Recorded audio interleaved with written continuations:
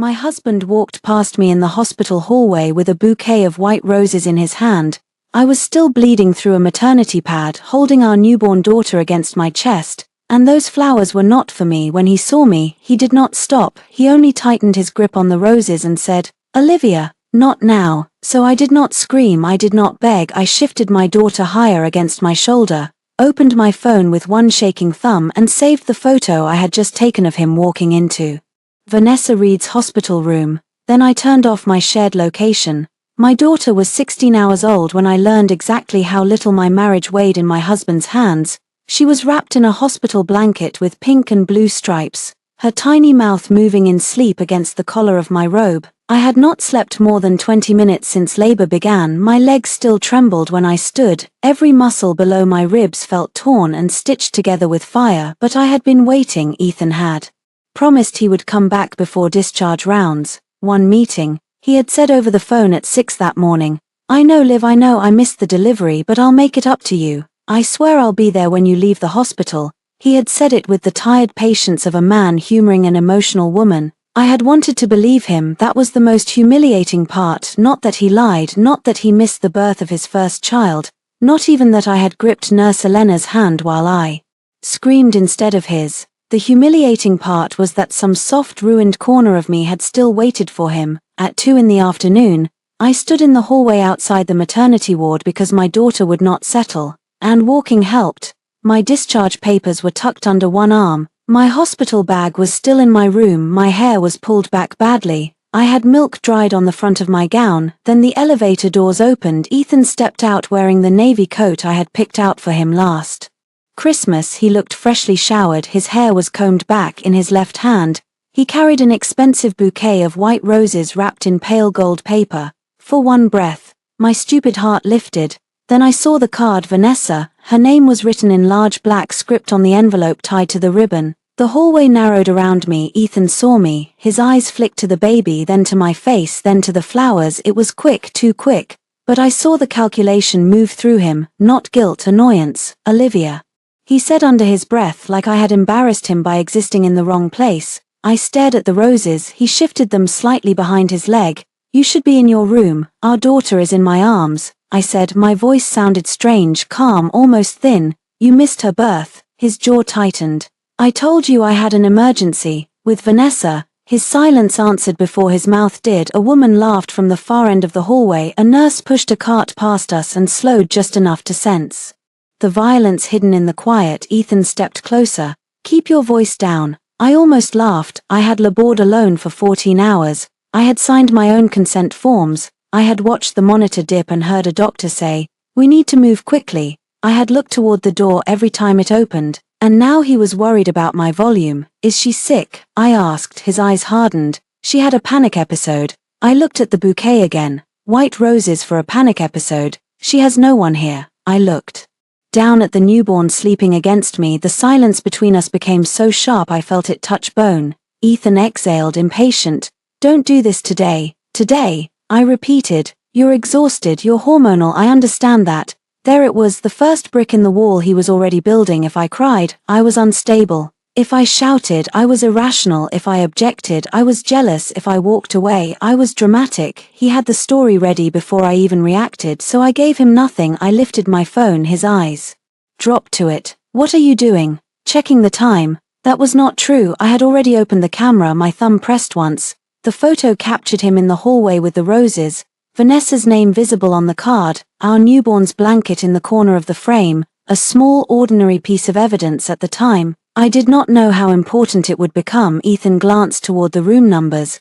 "Go back to your room, I'll come by later." "Which room is hers?" His face changed. "That isn't your business. Your wife and newborn are being discharged today, and you're carrying flowers to another woman's hospital room." I think it became my business. Vanessa almost hurt herself last night. My stomach went cold, not because I did not care if a person was in danger. I had cared too much for too long. Vanessa had been almost hurt, almost abandoned, almost unable to cope, almost out of options for 2 years. Every crisis happened on my birthday, our anniversary, his mother's surgery, my fertility appointments, and now my daughter's birth. She was always almost something. And Ethan always went, "Then I hope she gets the help she needs." I said for the first time. His expression faltered. He expected tears, questions, accusations, a scene he could later describe as postpartum instability. My daughter made a soft sound in her sleep. I looked at her tiny face and felt something inside me lock into place. Not break, lock. I need to finish discharge, I said. Ethan frowned. I'll come after I check on her. No, I said. You won't. He blinked. Excuse me. I said no. The nurse at the station looked up. Ethan stepped closer, lowering his voice. Olivia, you need to be careful right now. I knew that tone. It was the one he used at dinner parties when I disagreed with him. Soft enough to sound reasonable. Sharp enough to cut. Careful with what? I asked. With making decisions when you're emotional. I nodded once, then I walked around him. He did not reach for the baby. He did not ask to hold her. He did not say her name. He let me pass because he believed I was going back to my room to cry. Behind me, I heard his shoes continue down the hallway, not toward maternity, toward Vanessa at the nurse's station. Elena looked at my face and said softly, Mrs. Walker, my discharge papers. I said, can we finish them now? Her eyes moved past me toward the hallway where Ethan had disappeared. I saw the moment she understood enough to stop asking questions. Of course, she said. My hands shook while I signed. My daughter slept. The pen scratched across paper like a blade through thread. Elena checked my blood pressure again. Do you have someone to drive you home? Home, the word landed wrong. The house Ethan and I lived in was not home anymore. Maybe it had not been for a long time. It was a place where I had learned to lower my expectations slowly enough not to notice the shape of my own surrender. I do, I said. That was not true yet. I opened my contacts and stared at my oldest brother's name, Daniel Bennett. I had not called him during labor because Ethan said it would make me look like I did not trust my husband. I had not called Marcus when Ethan missed Thanksgiving because Vanessa had a bad night. I had not called Noah when I found the first hotel charge because Ethan said business clients used hotel restaurants all the time. I had mistaken silence for loyalty. I pressed Daniel's number. He answered on the second ring. Liv. I had planned to sound composed. I failed on his name. Dan. His voice changed instantly. Where are you? The hospital. The baby. She's here. She's okay. Are you okay? No one had asked me that all day. I closed my eyes. No, I said. Can you come get us? There was 1 second of silence, then a chair scraped on his end. I'm leaving now. Don't call Ethan. I won't. And Dan, yeah. I looked down the hallway where my husband had vanished with flowers for another woman. Bring the car seat. Daniel arrived in 34 minutes. I know because I counted each one, not because I doubted him, but because counting kept me from walking down the hall to Vanessa's room and becoming the version of myself Ethan wanted me to be. The screaming wife, the jealous mother, the unstable postpartum woman who could be dismissed with a sympathetic shake of the head. So I counted. Elena brought me water. Another nurse helped me change into loose black pants and a sweater from my hospital bag. My hands moved slowly as if they belonged to someone else. Every time I bent, pain sparked through my abdomen and back. My daughter woke hungry. I sat on the edge of the bed, learned how to help her latch again and stared at the empty doorway. Ethan still did not come. I checked my phone once. No missed calls, no texts asking if we were discharged, no photos requested, nothing. But I did see a new post from Vanessa Reed. It was a close-up of white roses in a glass vase by a hospital window. The caption read, "Some people show up when it matters." I stared at the words until they blurred, then I took a screenshot. That was the second piece of evidence. Daniel walked in carrying a car seat, a diaper bag and the expression he used when negotiating with men who thought money made them untouchable. He stopped just inside the room. His eyes went to my face first, then the baby, then the empty visitor chair beside the bed. Where is he? The question was calm, too calm. With Vanessa. Daniel did not ask who Vanessa was. My brothers knew more than I had admitted aloud. They had seen the missed dinners, the cancelled holidays, the way I explained Ethan's absences before anyone asked. Daniel set the car seat down carefully. Did he hurt you? I looked at my daughter, not with his hands. His mouth tightened. I handed him the discharge folder. I want copies of everything, time of admission, delivery records, visitor logs if I can get them. The nurse saw him in the hall with flowers. I took a photo. Daniel took the folder but did not move. Liv, are you asking me as your brother or as a lawyer? Both. That was the first time I heard myself clearly. Daniel nodded. Then first, as your brother, I'm getting you and my niece out of here. As a lawyer, I'm telling you not to go back to that house alone.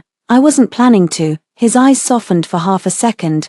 Good. Elena entered with a wheelchair. I almost refused it out of pride, then remembered pride had never protected me. Evidence would, boundaries would help. When chosen freely would. I sat. Daniel adjusted the baby in the car seat with awkward tenderness, his large hands careful around the tiny buckles. She has your mouth, he said. I looked down at her for the first time that day. I smiled. Her name is Lily. His face changed. Lily Bennett Walker, he asked. No, I said quietly. Lily Grace Bennett. Daniel looked at me and I saw the question. Ethan wasn't there when they brought the birth certificate form, I said. I left the father section blank until I decide what is safest. Daniel's eyes sharpened. Did he know? He didn't ask. There were many ways for a marriage to end. Some ended with shouting, some with affairs exposed in restaurants, some with lawyers and locked doors. Mine ended with a blank line on a birth certificate form and a bouquet of flowers meant for another woman.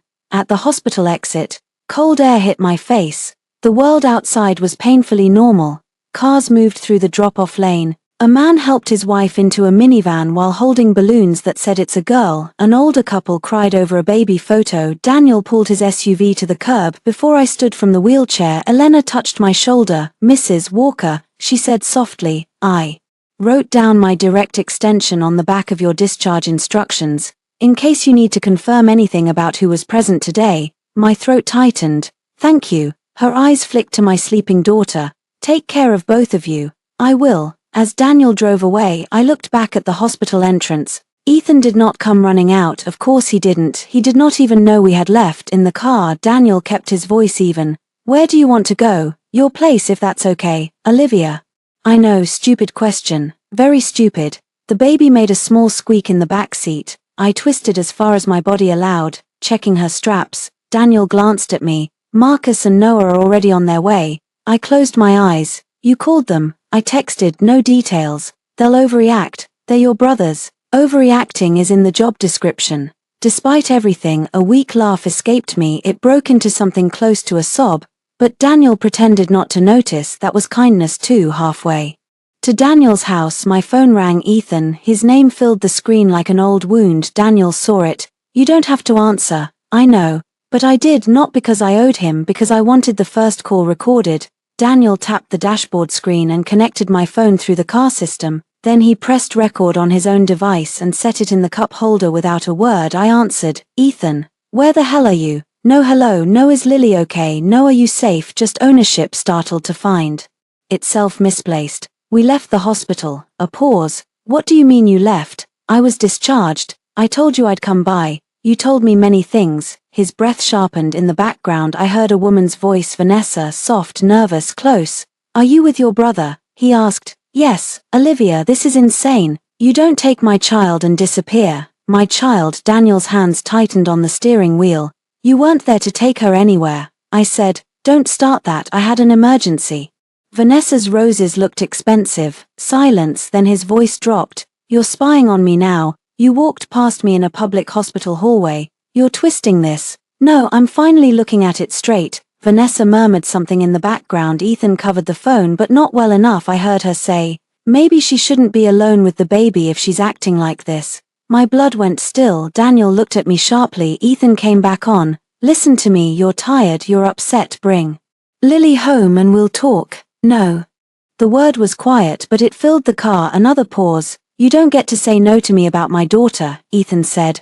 Then remember you have one. I ended the call. My hands were shaking, not from fear, from the effort of not giving him the fight he wanted. Daniel looked at the road. That was good. It didn't feel good. It wasn't supposed to. It was supposed to be useful. Useful. I held on to that word. At Daniel's house, Marcus was already waiting on the porch. He had left a meeting downtown and still wore his detective's old habit of scanning the street before looking at faces.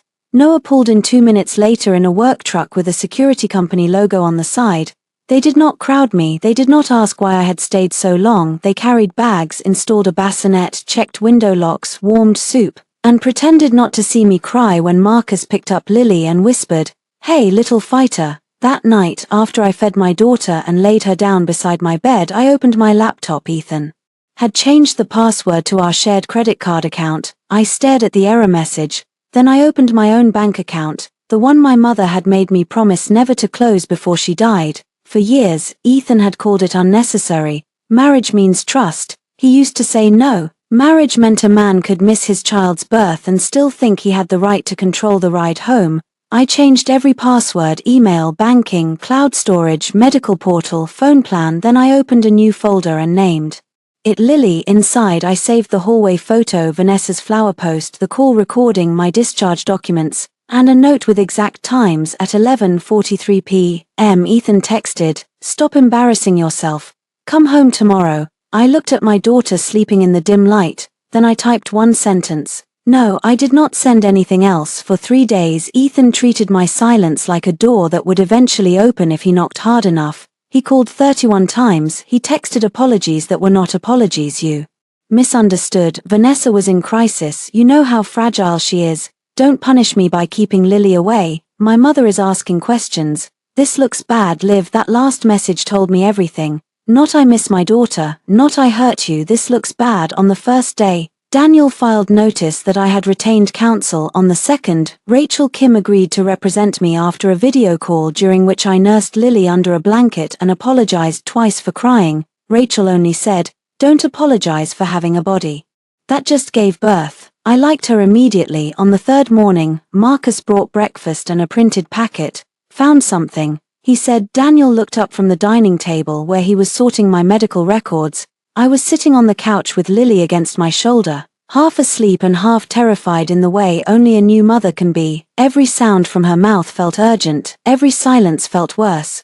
"What?" I asked. Marcus set the packet down. "Hotel charges. Ethan used the joint card at the Langford last night. Dinner for two, room service, valet." My stomach dipped, not because I was surprised, because part of me still wanted to be. Noah leaned against the kitchen counter. "The card is in your name too." "Yes," I said, "but he locked me out." Daniel's eyes lifted. "He didn't remove your legal access. He changed the password." Different problem. Marcus tapped the paper. "He's there now." I looked at my brothers one by one. They were waiting for me, not deciding, not commanding, waiting. It was such a small thing, but after years of Ethan making choices and calling them ours, it almost undid me. "What do you want to do?" Daniel asked. I looked down at Lily. Her cheek rested against me, warm and impossibly soft. 3 days ago, Ethan had walked past her. Now he was in a hotel with the woman he said had no one. I thought about going there myself. I thought about standing in that hallway, postpartum and shaking, letting him see what he had made of me. Then I thought of Vanessa's voice on the phone. Maybe she shouldn't be alone with the baby. No, I would not walk into a trap built for my humiliation. "I want him served," I said. Daniel's expression sharpened with approval. "Temporary custody notice and financial preservation letter." "Yes, and I want the hotel charge documented." Marcus nodded. "I'll go as witness." Noah pushed off the counter. "I'll drive." Daniel looked at me. "You don't have to be there." "I know. Do you want to be?" I looked toward the bassinet Daniel had set up in the living room, the tiny folded blankets, the bottles lined up after sterilizing. "No," I said. "I want to be exactly where he forgot I was needed." At 2:16 p.m. my brothers found him. I know because Marcus called me from the hallway outside Suite 908 and put the phone in his pocket. Connected but silent. I sat at Daniel's kitchen table with Lily sleeping beside me and listened. There was a knock, then another, a muffled male voice. "Ethan." "What now?" The door opened. A woman's laugh stopped mid-breath. Marcus spoke first. "Ethan Walker, what the hell is this?" Daniel's voice followed, smooth and professional. "I'm Daniel Bennett, Olivia's brother, and attorney for preliminary family matters. You've been notified that she has retained counsel. These documents are for you." A rustle of paper. Ethan's voice went cold. "You came to my hotel room. Your marital credit card came to your hotel room," Marcus said.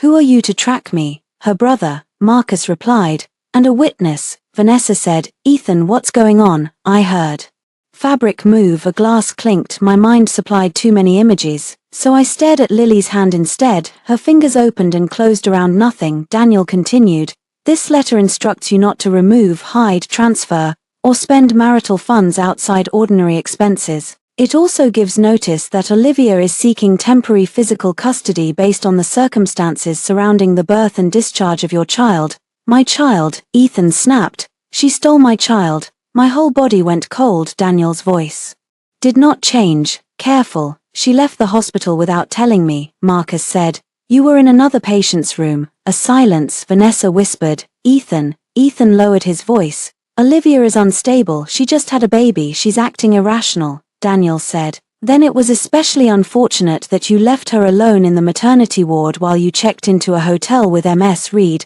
That's none of your business. Your use of marital funds is very much our business. Another silence then. Vanessa, sharp now, marital funds. The shift in her voice was small but revealing. She had not known, or she had pretended not to. Ethan said, "Stay out of this, Vanessa." Daniel said, "Ms. Reed may want to stay in it. Her medical bills, hotel charges, and gifts appear to be relevant. You have no right." Ethan said, "Actually," Daniel replied, "Olivia does." For the first time in 3 days I heard Ethan breathe like a man who had reached for a railing and found air. "Put her on the phone," he demanded. "No." Daniel said, "She's my wife, at the moment." The words landed so cleanly that even through the phone, I felt the room change. Ethan laughed once, ugly and disbelieving. "You think Olivia is going to divorce me?" I looked at my daughter. Daniel said, "I think you should read the documents." "She won't do it." I closed my eyes. That was the center of him, not love, not even denial, confidence. He believed I had no bottom, no final line, no self left that did not answer to him. Daniel said, "You made that assumption in the hospital hallway. It did not serve you well." Then Marcus ended the call. A minute later my phone rang. Ethan, I let it go to voicemail. He called again. I watched Lily sleep again. Noah texted. He looked scared now. I did not smile. Fear was not remorse, it was only control, realizing the lock had changed. That evening, Daniel and Marcus returned with copies of the served documents and photographs of Ethan accepting them. Noah brought back the car seat base from my old car, which Ethan had left in our garage under a pile of golf equipment. "Your house has cameras," Noah said. "Front door, garage, nursery, back hall. Do you still have access?" I nodded slowly. "I installed them after the break-in on Cedar Street." Ethan said I was paranoid. "Can you log in?" I opened the app for 1 second. I expected another password error. But the feed opened. The nursery appeared first. Empty crib, cream walls, a mobile of wooden stars. The room I had painted myself at 7 months pregnant while Ethan answered Vanessa's calls in the driveway. Then the front hall camera loaded. Ethan's mother stood in my house. She was holding a key. Beside her were 2 movers. Daniel leaned closer. "Is she supposed to be there?" "No," I said on screen. Margaret Walker pointed toward the stairs and said something to the movers. They started carrying boxes down from the nursery. My daughter's nursery. Something hot and clean moved through me. Not panic, not grief, rage with a spine. I picked up my phone and called Rachel. When she answered I said, "My mother-in-law is in my house removing my baby's things. I have live camera access. Tell me exactly what to do." Rachel did not waste a word. "Do not go there," she said. "Record the camera feed, save it to cloud storage, take screenshots with timestamps, then call the non-emergency police line and report unauthorized removal of property from the residence. My mother-in-law has a key. Did you give her permission to enter today?" "No." "Then say that." Daniel was already screen recording. Noah took my laptop and mirrored the feed onto the television so we could see every angle. Marcus stood behind the couch with his arms crossed, silent in a way that made the room feel guarded. On screen, Margaret Walker walked through my hallway like she owned it. She wore pearls and a beige coat, her silver hair pinned perfectly. She had always been elegant when she was cruel. It made people doubt the cruelty. One mover carried a box labeled newborn clothes. Another lifted the bassinet Ethan's parents had bought after I sent them the registry link 3 times. Margaret said something, then laughed. Noah turned up the volume. Her voice filled the living room. "She'll come crawling back once she realizes babies are expensive. Put those in the storage unit. Ethan doesn't need to reward this tantrum." Daniel went very still. My face burned. There it was, the family story in its rawest form. My pain was a tantrum. My daughter was leverage. Their gifts were bait. I pressed record on my phone too. Marcus looked at me. "Want me to call it in?" "No," I said. My voice surprised everyone, including me. I dialed the police myself. When the dispatcher answered, I gave my name, address, and the facts. "My mother-in-law is inside my home without my permission. I am watching her on security camera remove property from my newborn's nursery. I am postpartum and not at the location. I need an officer to respond." Not a sob, not a scream. Facts. Facts had weight. Facts moved systems. While we waited, Ethan called again. This time I answered with Daniel beside me. "Tell your mother to leave my house," I said. He paused. "What?" "She's on camera removing things from Lily's nursery." His irritation came fast, practiced. "My mother is helping." Helping whom? Olivia, don't be dramatic, you left. The baby furniture belongs to my family. The nursery is in my house, our house.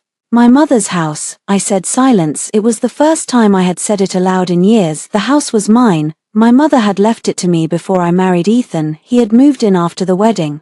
Later he started calling it ours, then his mother called it the Walker home. Somewhere along the way, I had stopped correcting them because correcting them caused tension, and I had been trained to fear tension more than erasure. But the deed had never changed. Ethan knew that. He simply counted on me not using it. He lowered his voice. Don't start with legal technicalities. The deed is not a technicality. You're making this ugly. I watched Margaret hand a framed ultrasound photo to a mover. No, I said, I'm documenting what was already ugly. Ethan breathed hard. You want to play this way? Fine, I'll file for full custody. I'll tell the court you're unstable. I'll tell them you took my daughter and hid behind your brothers. Daniel reached for the phone, but I lifted one hand. Let him speak. Let him build the record himself. I have medical records, I said. I have discharge documents. I have the call where Vanessa suggested I shouldn't be alone with the baby. I have you calling Lila my child before asking whether she was healthy, and now I have your mother taking her things out of my house on video. Another silence. When Ethan spoke again, his voice had changed. Liv. I hated that nickname in his mouth. No, listen to me, this has gotten out of hand. It got out of hand when you walked past your newborn with flowers for another woman. Vanessa needed me. So did we. He said nothing. On the television, red and blue lights flashed across my front windows. Margaret turned toward the door, startled. Police are there, I said. Ethan swore. I ended the call. The responding officers spoke to Margaret on my porch while Daniel recorded the feed. She tried everything. She smiled, she gestured, she pressed a hand to her chest. She said she was the grandmother. Then one officer asked for proof she had permission to remove property. Margaret called Ethan. Ethan called me. I did not answer. The movers carried the boxes back upstairs, every single one. By evening, Rachel had added the incident to the custody file. Unauthorized entry, attempted removal of infant property, recorded statement about using baby expenses to force me back. Judges don't like children used as leverage, Rachel said over video. I sat with Lily asleep against my chest. Will this be enough? It's not one thing. Rachel said, it's the pattern. Husband absent during labor, husband with another woman at discharge, husband using marital funds for that woman, husband's family removing infant property, threats about custody. We build the pattern until he can't talk over it. Pattern, that word hurt because it was true. A single betrayal could be explained away by panic, confusion, bad timing. A pattern had intent. Later that night, after my brothers left the room to give me privacy, I opened the folder marked Lily and added subfolders: medical, financial, communications, property, witnesses. Then I opened the banking records Daniel helped me recover. Ethan had not only bought flowers, he had paid Vanessa's private hospital deposit, he had paid 2 months of her rent, he had paid a boutique invoice the week I went into labor, he had paid for a weekend at the Langford 6 weeks earlier. On the same date he told me he was visiting a construction site in Portland.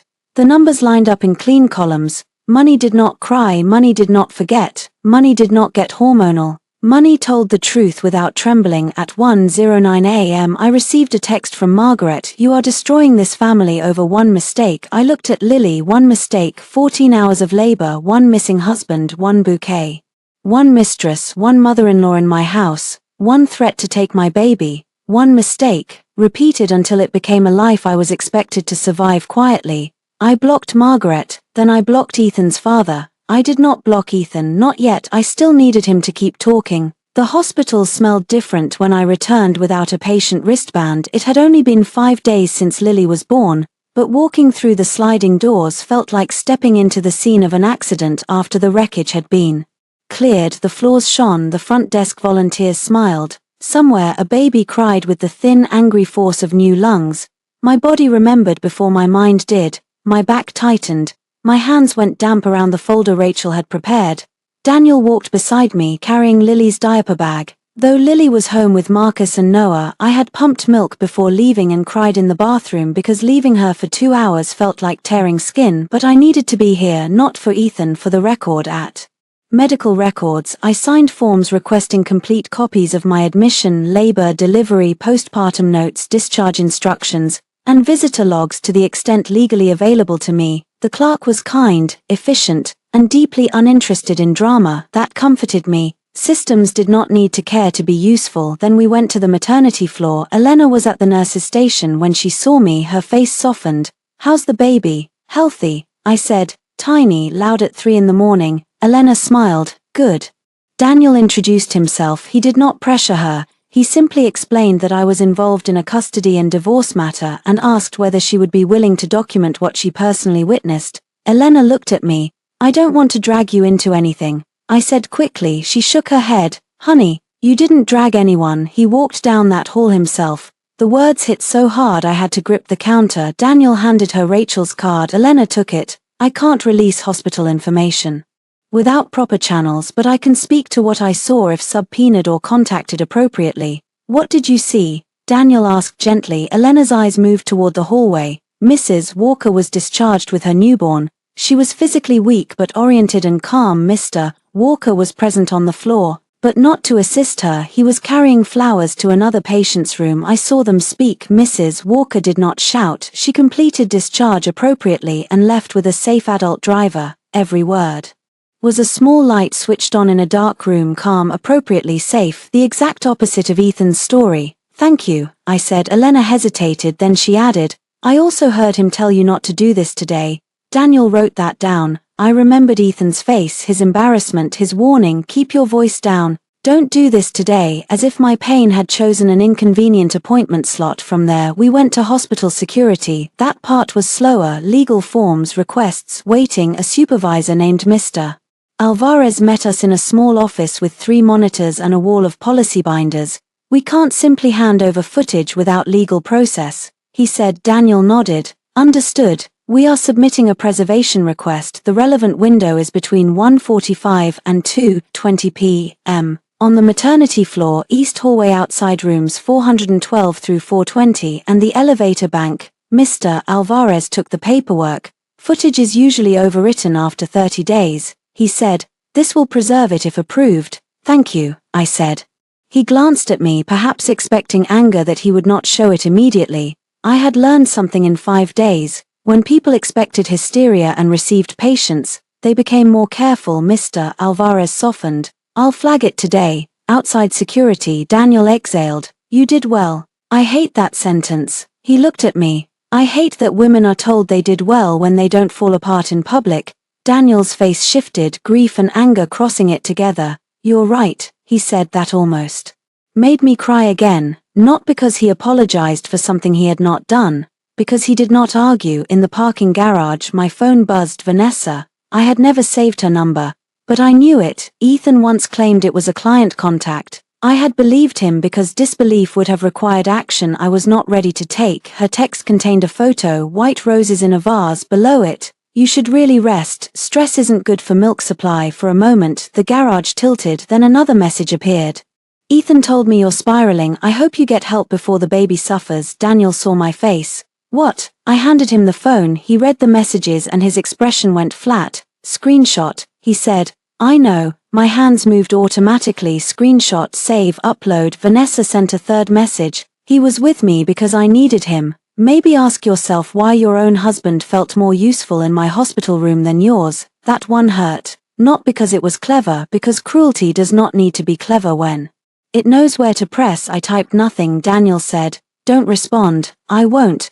But I did something better. I sent the screenshots to Rachel. Her reply came 3 minutes later. "Good. This helps establish harassment and interference. Do not engage, do not engage." That became my rule. When Ethan called later, I did not answer. When he texted, "You need to tell your brothers to back off," I saved it. When he wrote, "Vanessa is fragile and you attacking her could push her over the edge," I saved it. When he wrote, "I can make this custody situation very painful if you force me," I saved that twice. That evening Rachel called. I reviewed the bank records Daniel sent. I sat upright. Lily slept in the crook of my arm. And, "Olivia, he's been using marital funds for Vanessa for at least 18 months. The room went silent around me. 18 months. I thought of every cancelled dinner, every late meeting, every time Ethan said we needed to be careful with money because babies were expensive, every time I transferred money from my personal account to cover household bills while he complained about cash flow.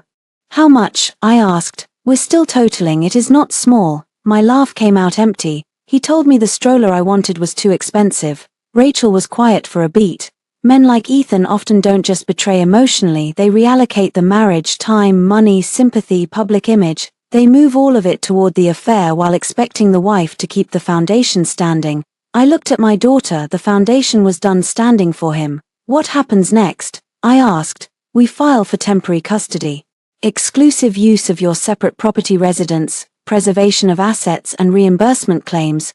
We also notify his counsel if he gets one, that we have evidence of dissipation of marital funds. Dissipation, using marital assets for a purpose unrelated to the marriage. Affairs often count. The word was ugly, good, it deserved an ugly word. After the call, I fed Lily and watched her tiny jaw move with fierce concentration. She knew nothing of court filings, mistresses, mothers-in-law, hotel bills, or men who mistook patience for permission. I whispered, "You won't grow up watching me disappear." My phone lit again, this time a message from Ethan. "I know you're collecting things, be careful, Liv, a judge won't like a bitter woman." I stared at it, then I saved it under communications. Bitter woman, he had no idea. Bitterness sits and rots. I was moving. Vanessa changed tactics when I refused to answer. At first, she wanted to wound me privately, text messages, flower photos, little poisoned lines about milk supply, stress, and what my husband needed. When that failed, she turned herself into a victim. 3 days after the hospital records request, she posted a black and white photo of her hand with an A4 taped to it. The caption read, "Healing quietly while being blamed for a marriage I did not break." She did not tag Ethan, she did not need to. People knew enough to guess and not enough to be useful. Within an hour, 2 of Ethan's friends' wives had viewed my profile. One sent a message, "Thinking of you, hope everything is okay," not "are you safe," not "did he hurt you," just "hope everything is okay," the universal sentence people use when they smell smoke but do not want to call it fire.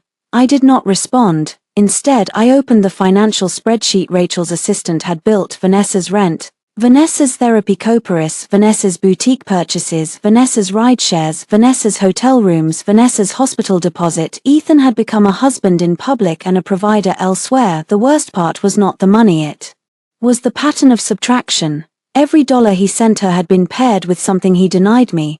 The childbirth class he missed because of a client dinner matched a Langford charge.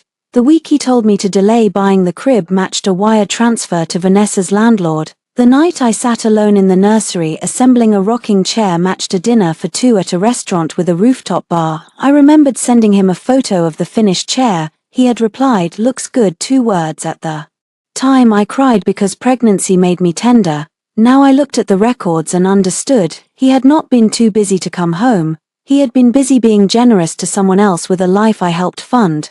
On Friday morning, Rachel called another strategy meeting at Daniel's dining table. Lily slept in a bassinet nearby. Noah had installed a camera over the front door. Marcus had brought coffee. Daniel had 3 legal pads open. Rachel appeared on the laptop screen, crisp and focused. "We need to anticipate Ethan's argument," she said. "He'll say Olivia is withholding the baby out of jealousy. He'll say the affair, if he admits it, has nothing to do with parenting." Marcus snorted. He walked past the kid in a hospital hallway. "Yes," Rachel said, "and that matters. But family court focuses on the child's best interest. We show judgment, stability, and conduct, not just adultery." I nodded. "So we show he prioritizes Vanessa's crises over Lily's needs." "Exactly," Daniel added, "and that he used threats, and that his mother attempted to remove infant supplies to pressure Olivia," Rachel said. Noah leaned forward. "What about security footage from Olivia's house?" "Preserved and useful," Rachel said,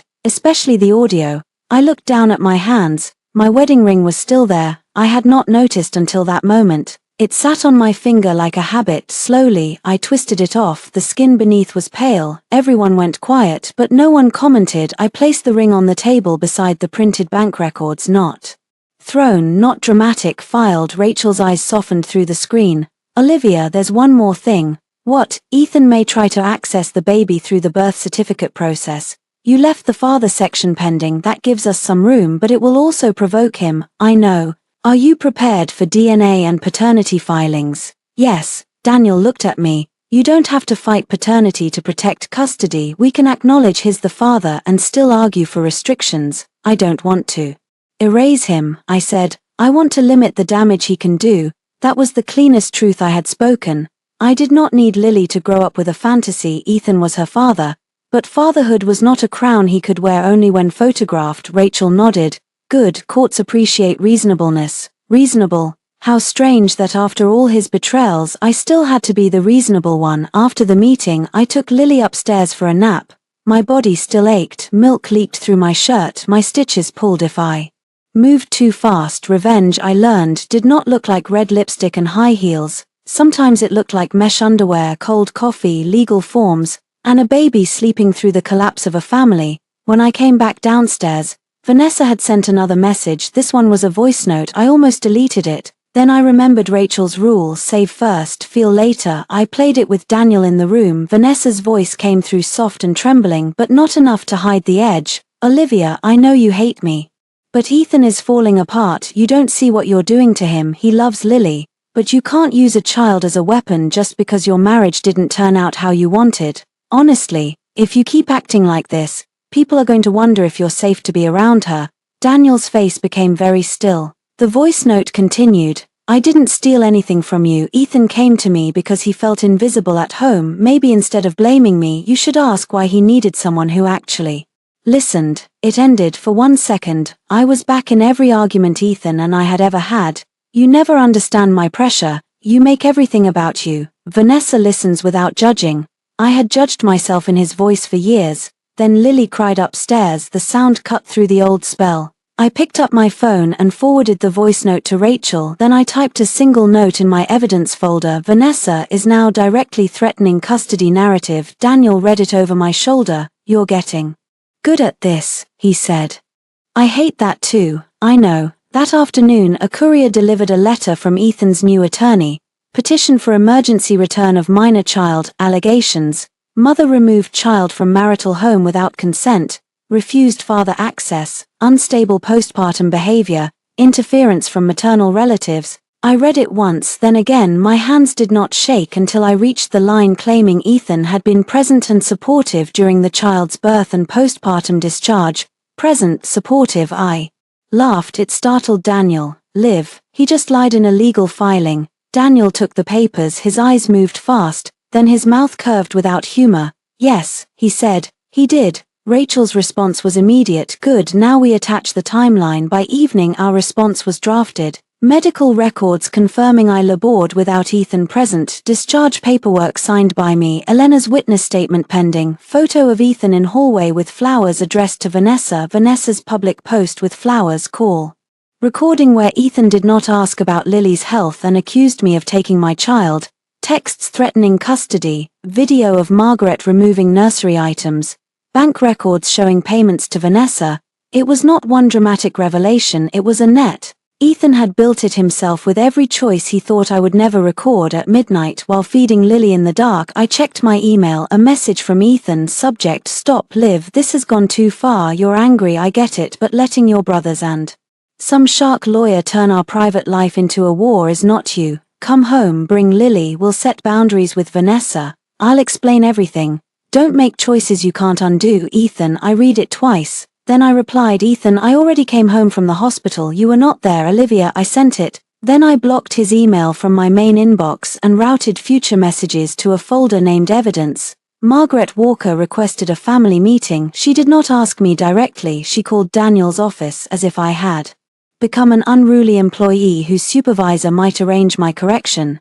Daniel put her on speaker with my permission. Daniel, she said, warm and polished, this legal hostility is unnecessary. Families should not communicate through attorneys. Daniel looked at me. I nodded once. He said, Olivia is willing to attend a structured conversation if counsel is present and if the baby is not used as a bargaining point. A pause. That's a very cold way to speak about family, given the recent attempt to remove nursery property. Structure seems appropriate. Margaret inhaled sharply. I was trying to help my son. That's documented. I almost smiled. We agreed to meet at Rachel's office. Not their house, not mine. Not any place where Margaret could arrange chairs like a throne room. Ethan came with his parents. I came with Rachel and Daniel. Lily stayed home with Noah. That alone enraged Ethan. The moment he entered the conference room, his eyes went to my empty arms. Where is she? Safe, I said. That's Not an answer. It's the only one you're getting today. He looked tired, good suit, bad sleep.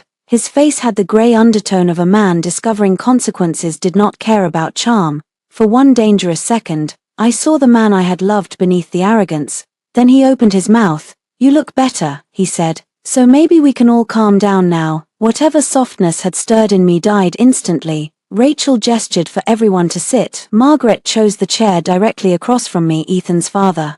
Charles sat beside her, silent as always unless money was mentioned. Ethan remained standing. This is ridiculous, he said. I should not need a meeting to see my daughter. Rachel folded her hands. You filed an emergency petition containing false statements. We responded, the hearing is scheduled. Today is an opportunity to discuss temporary arrangements without further escalation. False statements, Margaret said. My son was at the hospital. I looked at her. He was in the building. Color rose in her cheeks. Charles cleared his throat. Olivia, nobody is denying emotions ran high, but you leaving with the baby created panic. I stared at him. Panic for whom? For everyone. Did Ethan panic when I was in labor? Ethan snapped. I told you I couldn't get there. Rachel's eyes flicked up. Because of a meeting. Ethan hesitated. Daniel opened a folder. The sound of paper sliding against paper felt almost surgical. We have reason to believe Ethan was with Ms. Reed during at least part of Olivia's labor window, Daniel said. Phone location data may clarify that if subpoenaed. Ethan glared at him. You don't have my phone data. Not yet. Margaret leaned forward.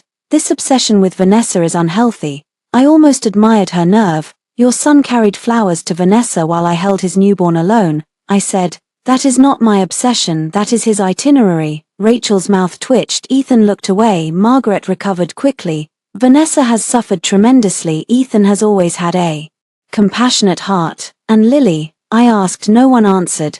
Does his compassionate heart extend to the child he didn't ask to hold? Ethan's face tightened. That's unfair. No, I said. It's specific. Silence settled. Then Margaret reached for the weapon she trusted most. Olivia, I understand motherhood is overwhelming, truly, but taking a newborn from her father's family because your feelings were hurt is not stable behavior. There it was again, stable, the word they wanted to hang around my neck. Like a stone, I opened my folder. Rachel had advised me not to flood the meeting with evidence. Use enough to shift the room, she said, not enough to show our whole strategy. So I used enough. I placed 3 pages on the table, a discharge summary, a still image from my hallway camera showing Margaret in my nursery with movers, a bank statement with 3 highlighted payments to Vanessa. Margaret looked at the camera image first, her lips parted. That was taken without my consent, in my house, I said. Charles picked up the bank statement. His eyes moved over the numbers. He looked at Ethan. What is this? Ethan reached for it. Nothing. Charles did not let go. Ethan. For the first time I saw fear cross Ethan's face in front of his father. Vanessa needed help, he said. Charles's voice hardened. With rent. Margaret whispered, not now. But now had arrived whether she invited it or not. Rachel spoke calmly. The issue is not only the affair, the issue is judgment, financial conduct, threats.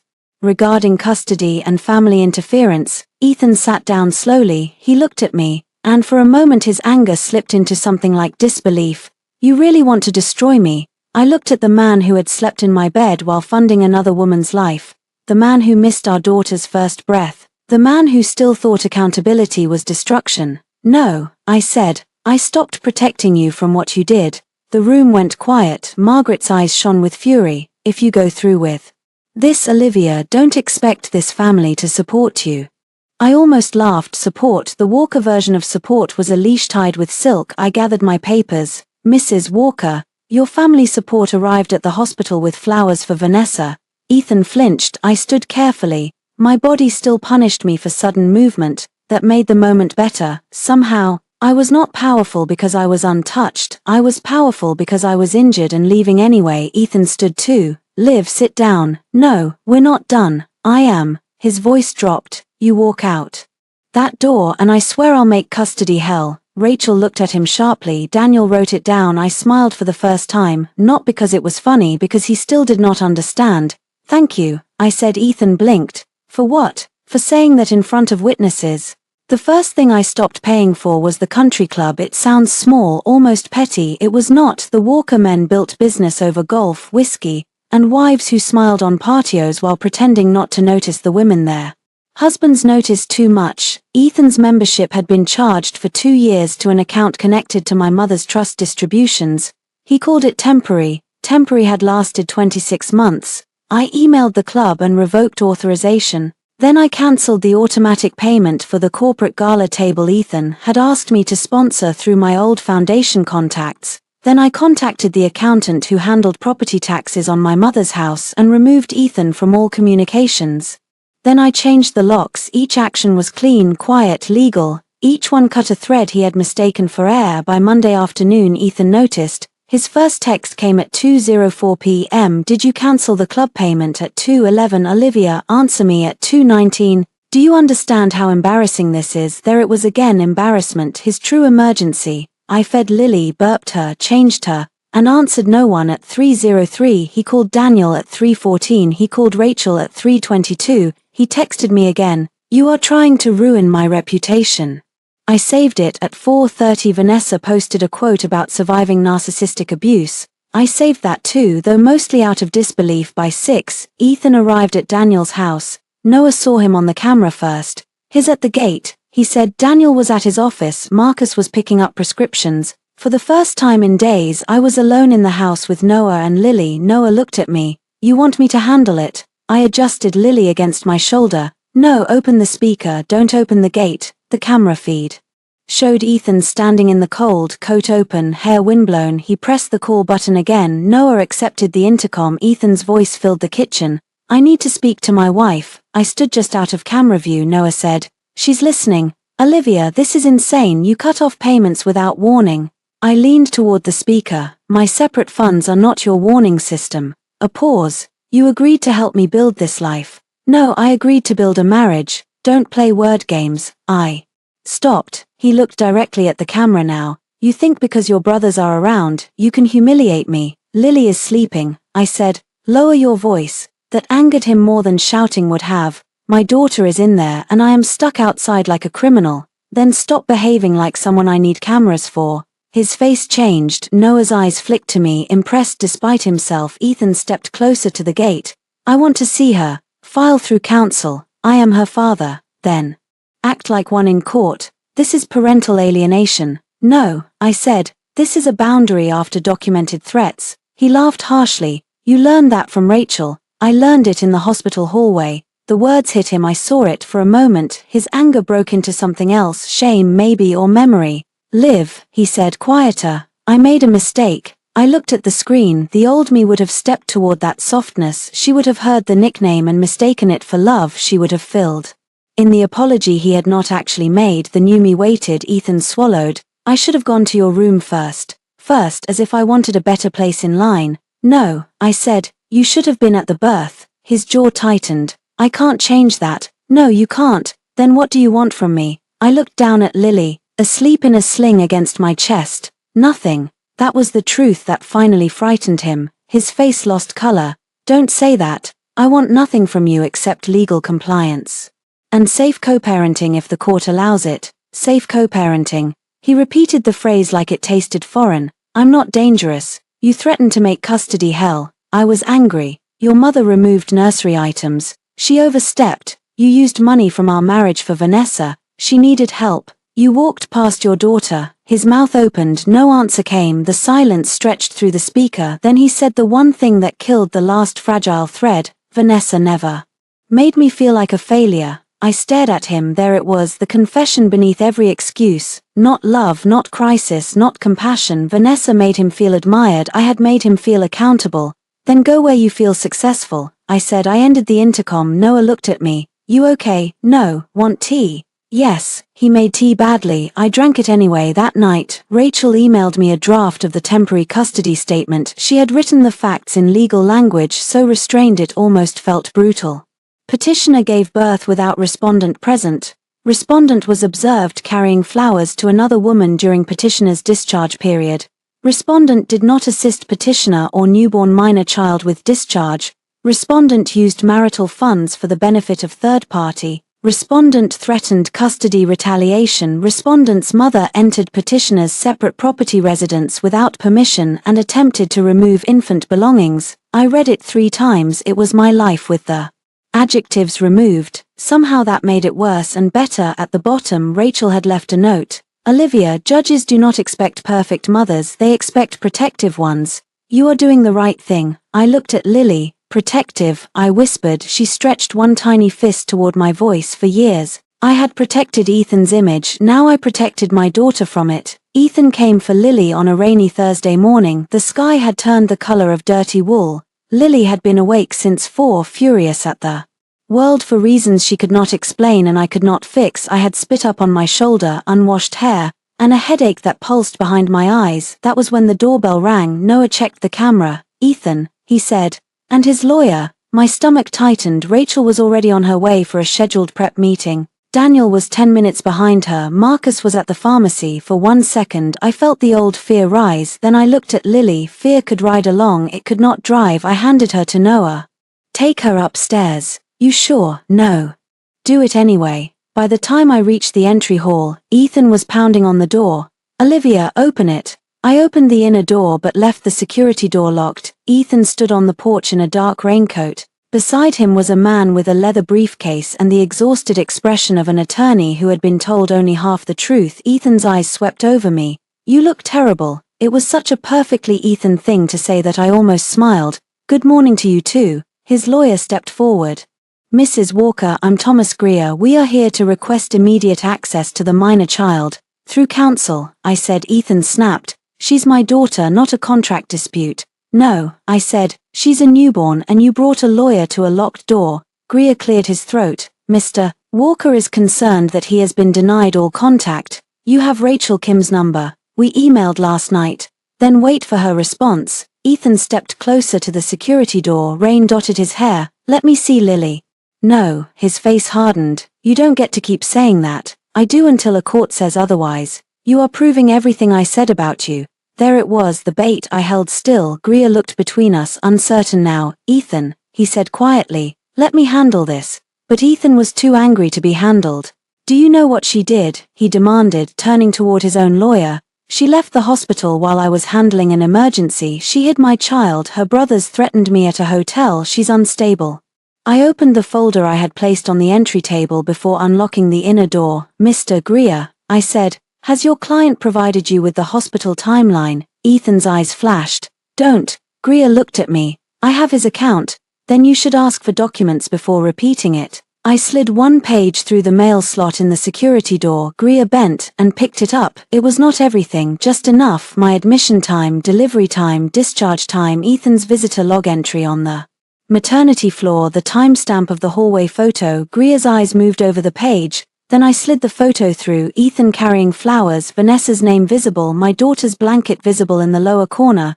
Rain tapped the porch roof. Greer looked at Ethan. Ethan stared at the photo like it had betrayed him.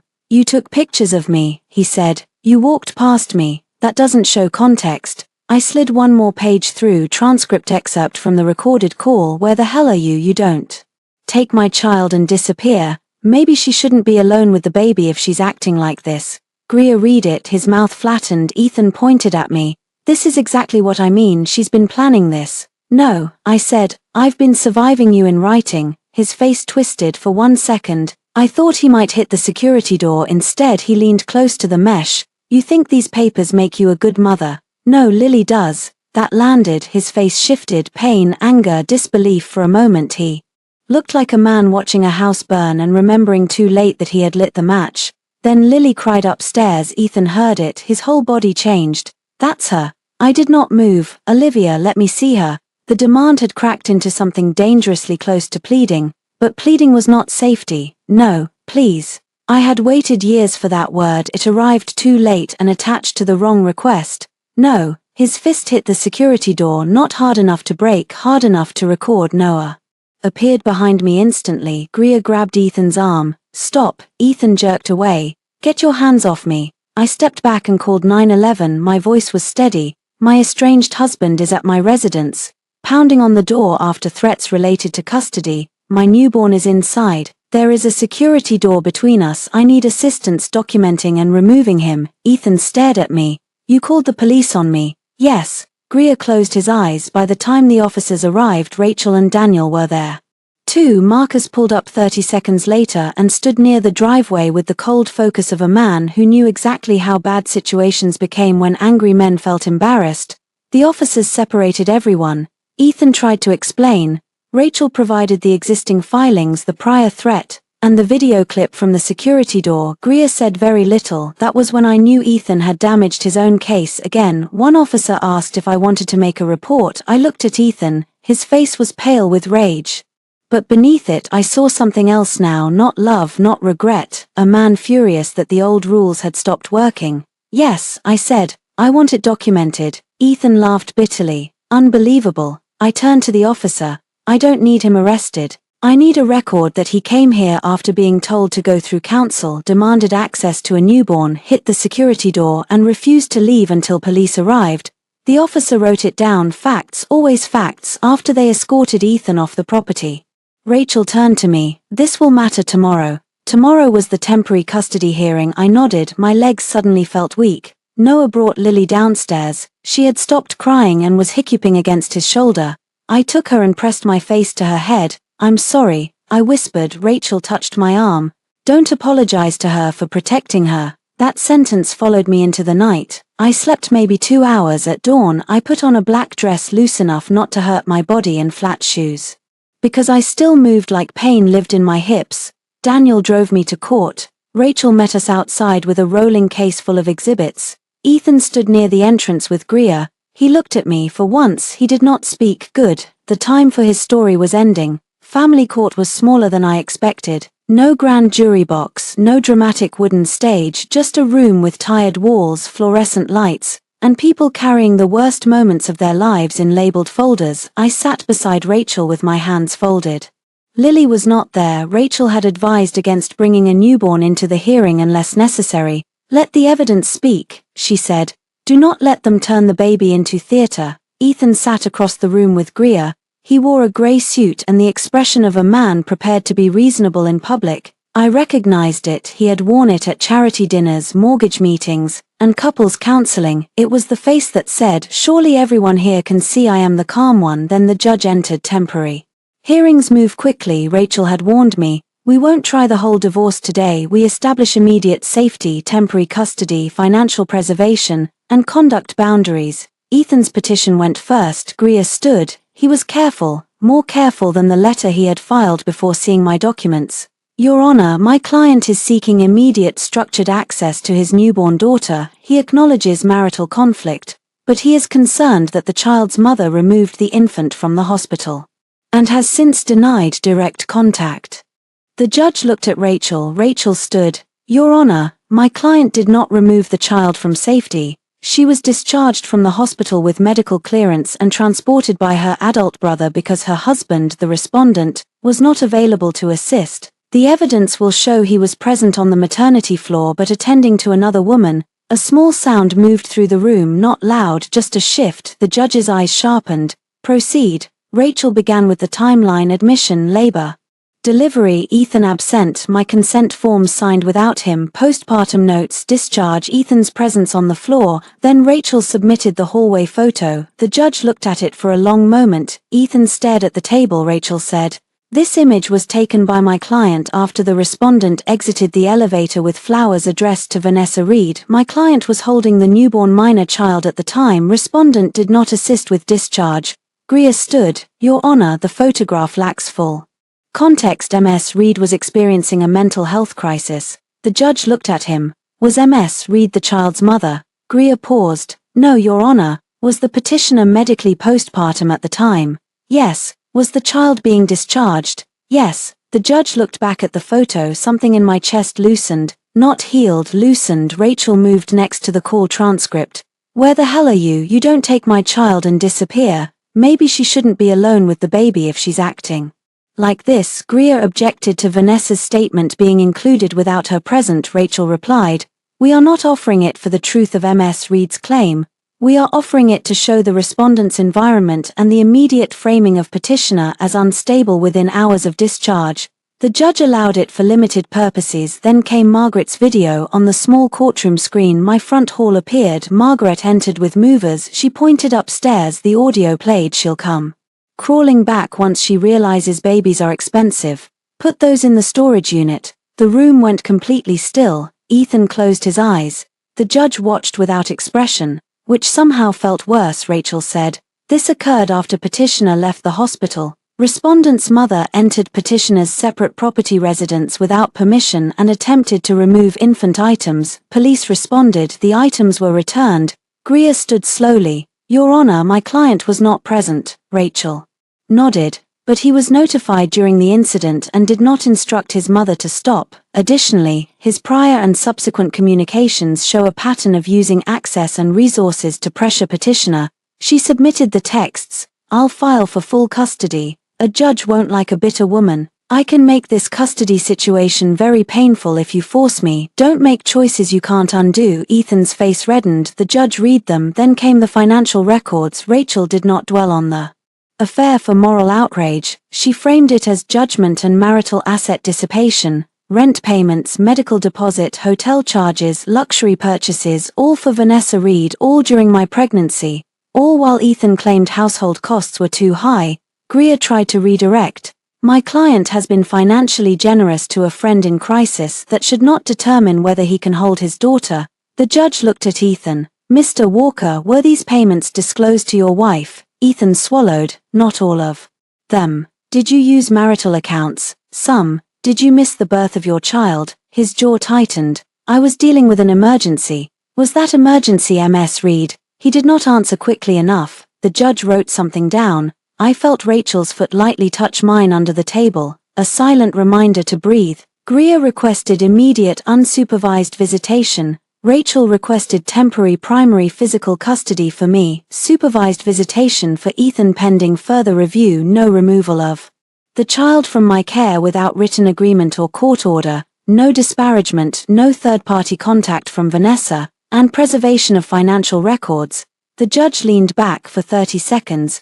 No one moved. Then she spoke. "At this stage, I am not making moral findings about the marriage. I am looking at the best interests of a newborn child. The evidence presented raises concerns about respondent's judgment during and immediately after the child's birth, his use of threatening language regarding custody and interference from respondent's family." Ethan's head lifted sharply. The judge continued, "Temporary primary physical custody will remain with petitioner.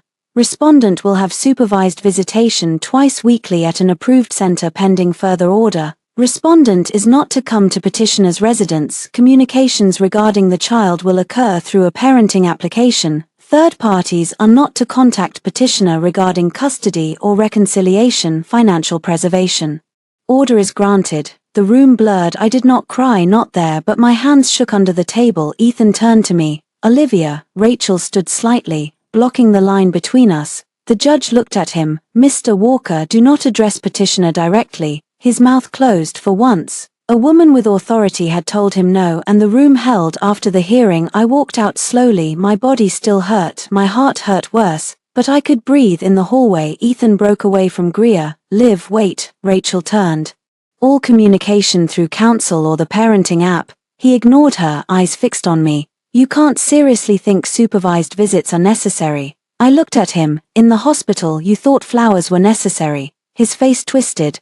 "How many times are you going to punish me for that? For the rest of my life?" I asked. "Never. That's why I'm leaving you." He flinched. "You don't mean that." I almost felt sorry for him then. "Not enough to stop." "I filed this morning," I said. "The divorce petition is next." I walked away before he could answer. Behind me, the courthouse doors opened and closed. For the first time since Lily was born, the air outside tasted like something other than survival. Vanessa did not want to testify. People like Vanessa enjoyed being central until the center became a witness chair. Rachel subpoenaed records first, not dramatic, not personal, records from the hospital billing department, limited communications relevant to payments, and documentation connected to Ethan's financial support. Vanessa's attorney responded with outrage. Rachel responded with narrower requests and sharper law. Daniel said this was normal. Everyone objects until they realize the paper trail has already answered. The paper trail answered loudly. Ethan had paid Vanessa's hospital deposit the morning Lily was born, not after the birth, not after my discharge during my labor. The transaction time was 9:42 a.m. At 9:37 I had texted him from the delivery room, "They say things are moving faster. Please come," his reply at 9:51, trying. I stared at the 2 timestamps until the room disappeared. He had not been trying to reach me, he had been paying for her. That was the moment grief changed shape again. Until then, some part of me had imagined chaos, a bad choice, a man pulled between panic and responsibility. But timestamps are merciless. He read my message, he paid her bill. He came to the maternity floor hours later with flowers. Rachel added the transaction to the file. I added it to a private place inside myself where apologies would never be allowed to enter. Vanessa's deposition happened. 2 weeks later, I was not required to attend, but I chose to sit in a separate conference room with a live transcript feed. Rachel did not want me in the same room. "She's performed for you enough," she said, so I watched her words appear on a screen. Vanessa Reed entered with soft curls, pale makeup, and a cardigan that made her look fragile enough for sympathy. Through the glass wall, I saw Ethan sitting 2 chairs away from her. He looked worse. "Good," Vanessa began carefully. She and Ethan were close friends. She had been struggling. She never intended to interfere in a marriage. She did not know Olivia was in labor when Ethan helped her. Rachel let her talk. Then she opened the messages. Vanessa to Ethan, 8:58 a.m. "If you leave me today, I don't know what I'll do." Ethan to Vanessa, 9:03 a.m. "Olivia is at the hospital. I need to go soon." Vanessa to Ethan, 9:05 a.m. "Of course she makes everything happen when I need you." My vision went white at the edges. Rachel continued. Vanessa to Ethan, 9:21 a.m. "If you choose her today, don't come back to me." Ethan to Vanessa, 9:24 a.m. "I'm not choosing." "Calm down." Vanessa to Ethan, 9:31 a.m. "Then prove it. The billing office is calling again." 9 minutes later, "He paid." Rachel asked, "Ms. Reed, were you aware that Mrs. Walker was in labor when you sent these messages?" Vanessa's attorney objected. Vanessa answered anyway. "Ethan said she had doctors with her." Rachel's voice remained calm. "That was not my question." Vanessa looked down. "Yes," the word appeared on the transcript. "Yes, I did not cry. I had already spent enough tears on people who made choices with dry eyes." Rachel moved to the flowers. "Did you ask Mr. Walker to bring white roses?" Vanessa hesitated. A message appeared. Vanessa to Ethan, 1:17 p.m. "Don't come empty-handed after making me feel second all day." Ethan to Vanessa, 1:18 p.m. "What do you want?" Vanessa to Ethan, 1:19 p.m. "White roses, you know that?" Rachel asked.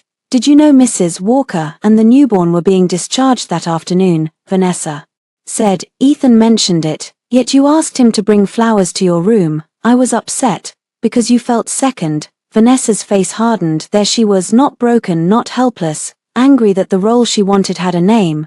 Rachel then introduced Vanessa's texts to me. "Milk supply spiraling, unsafe." Vanessa tried to explain them as concern. Rachel asked, "What training do you have to evaluate postpartum mental health?"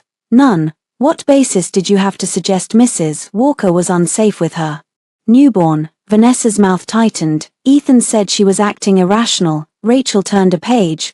"Because she left the hospital after discharge with her brother." No answer. "Because she objected to her husband bringing you flowers." No answer. "Because she did not respond to your messages." Vanessa looked toward Ethan. For the first time I saw the alliance crack. She had expected him to protect her. He had expected her to remain useful. Neither expectation survived sworn testimony. "Well then," Rachel asked, "about money, rent, bills, hotels, medical expenses."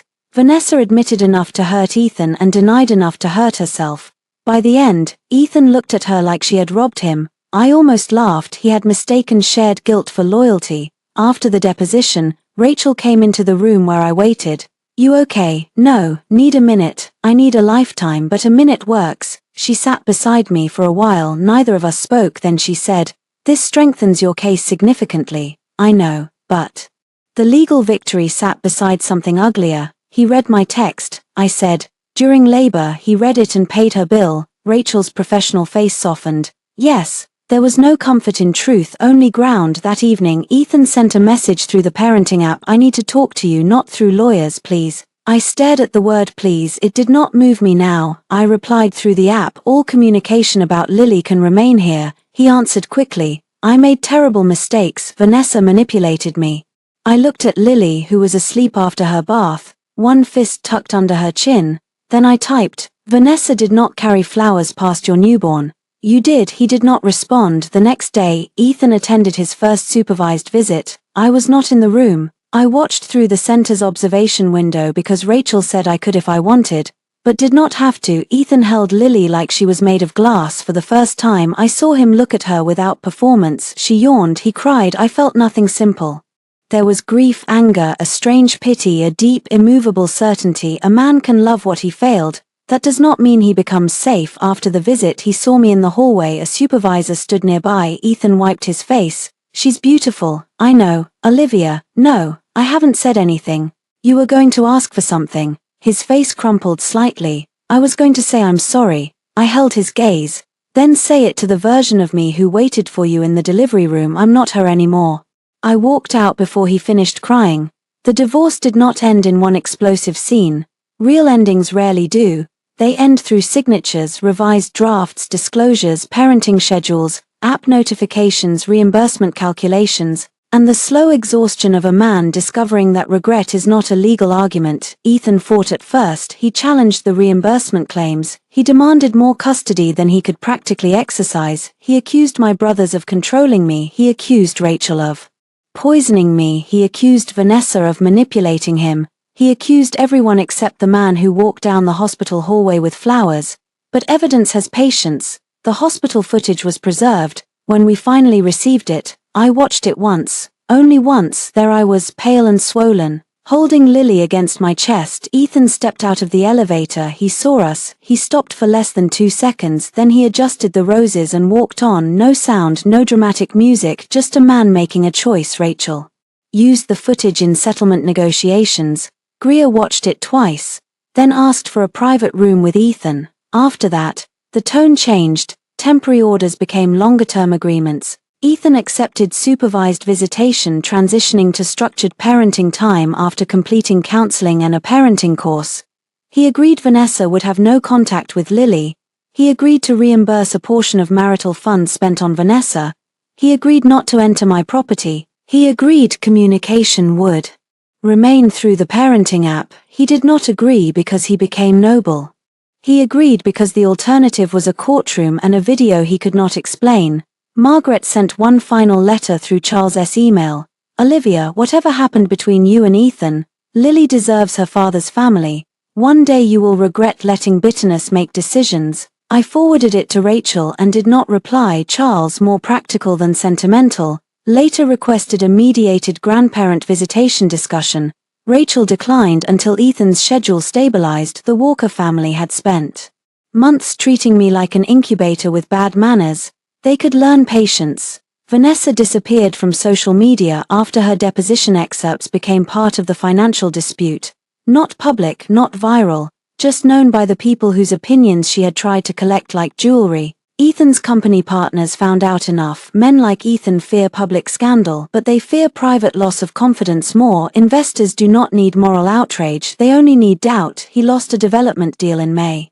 He moved out of the office suite with his name on the glass in June. By July, he had sold the car he once said suited his image. It turned out, was expensive to maintain without my quiet money under it. On the morning we signed the final divorce agreement, I wore a cream blouse and black trousers. Lily was nearly 4 months old. She had discovered her own hands and found them fascinating. Daniel drove me, but I went inside alone. Rachel met me in the conference room. Ethan was already there with Greer. He stood when I entered. I did not. For a moment no one spoke. He looked thinner, older. His wedding ring was gone. Mine had been in a drawer for weeks, sealed in a small envelope with the hospital bracelet I could not yet throw away.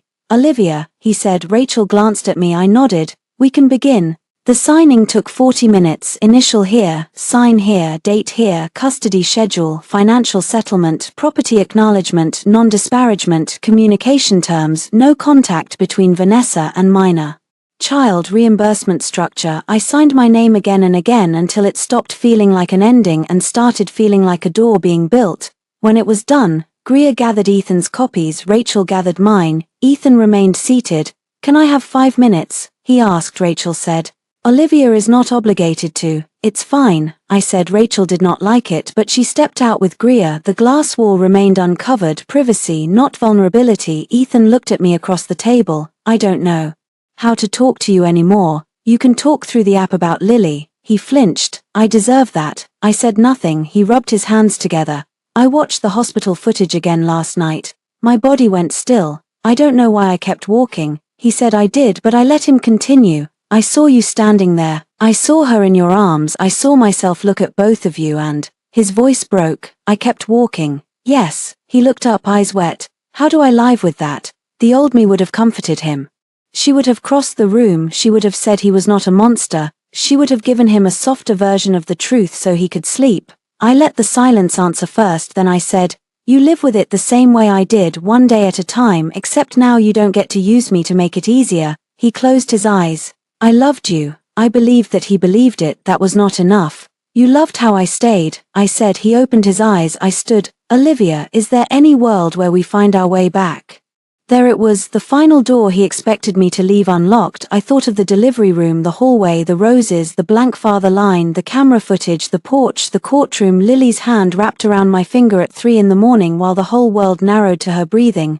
No, I said one word, clean, irreversible. Ethan covered his mouth with one hand. I picked up my folder and walked out. Daniel was waiting near the elevators. He did not ask how it went. He saw my face and pressed the button outside. The sun was bright enough to hurt. At home, Lily was with Marcus on a blanket in the living room, kicking at a soft toy shaped like a moon. Noah had installed shelves in the nursery at my house after the locks were changed, but I had not moved back immediately. I needed the Bennett house for a while. I needed noise, brothers, bad tea, someone else hearing the doorbell. Eventually, I returned to my mother's house, not the Walker home, mine. I repainted the nursery, not because the old color was ugly, because I wanted my hands on the walls again without remembering who had failed to come upstairs. I chose warm yellow. Daniel said it looked like sunlight. Marcus said it looked like butter. Noah said Marcus had no taste.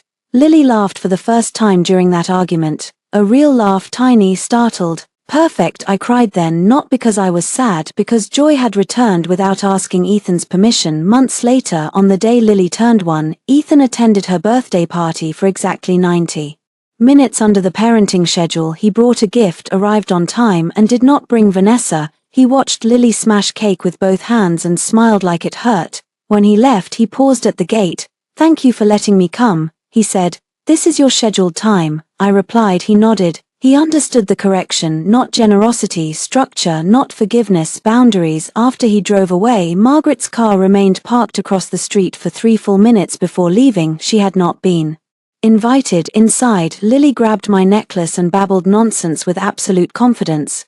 My brothers argued in the kitchen about candles. Rachel sent a text, "Happy birthday to Lily, and to the life you chose." I looked around my house. There were no roses in vases, no apologies waiting to be believed, no man turning my pain into an inconvenience, just sunlight on the floor, cake on my daughter's cheeks, and my own name on every locked door. That night, after everyone left, I carried Lily to the nursery and sat in the rocking chair I had assembled alone while pregnant. For a long time I had thought that chair was proof of loneliness. Now it felt like proof of strength. Lily fell asleep against me, heavy and warm. I whispered. We left before he looked back. Her fingers curled into my shirt, and thank God we did.